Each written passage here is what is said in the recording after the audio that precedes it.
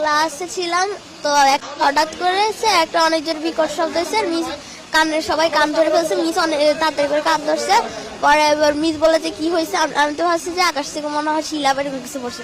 পরে আমরা যখন বেরোইছি দেখি যে যেখান দিয়ে আমরা সিঁড়ি দিয়ে ক্লাসে উঠি সেই সিঁড়ির জায়গাটা পুরোটা পুড়ে গেছে। আর সিঁড়ির ওই পাশে কিছু 7-8 ছেলেমেয়েরা পড়তো, ওদের ইয়েটা পুরো পুড়ে গেছে, সিঁড়ির সাইড পুরো পড়ে গেছে।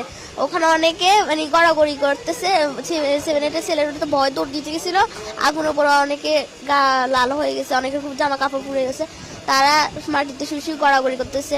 আমাদের লর্ড মিস বলতেছে যে তো আমরা সিঁড়ির দিকে দৌড় দিতে, আমরা ভাবছি যে মিস যেটা বলছে এটাই ঠিক, আমরা সিঁড়ির দিকে দৌড় দিছি। মিস বলছে আগুন নিভে গেছে, ধোঁয়া উঠতেছে।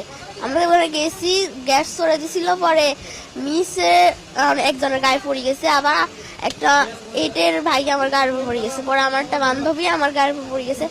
আমি অনেক কষ্ট ওখান থেকে উঠে আসছি। আর পরে বারান্দার যে গ্রিল কিছু ফায়ার সার্ভিসের লোক আসছে, তারপর কিছু আর্মি লোক আসছে, আসে ওরা গ্রিল ভাঙছে। ভাঙার পর আমাদের ওখানে ট্রান্সপোর্টের যে গাড়ি রাখা হয় ওখানে একটা গেট আছে, গেট ভাঙে গেট হচ্ছে জানলার সাথে যে লাগাই দিয়েছে যাতে সিঁড়ির মতো করে যাওয়া যায়। পরে 7-8 জন মিলে নামাইছে।